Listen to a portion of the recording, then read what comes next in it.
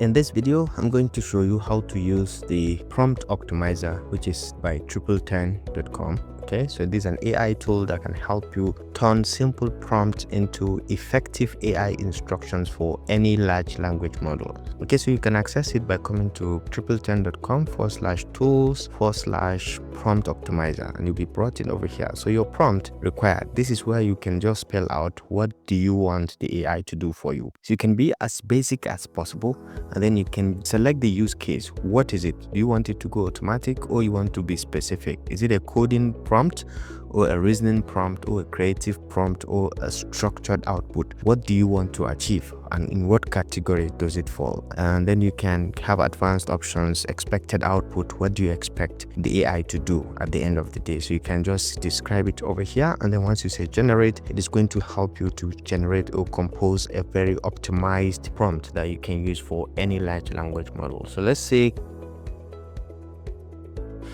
I want to design a simple website using PHP, and then the specific instruction that I'm going to give is, so let's say this is what I expect. I want a simple website, educational, where I can host my courses. Okay, so I can just go ahead and say generate to this. All right, so you can see optimized prompt. Of course, you have to log in.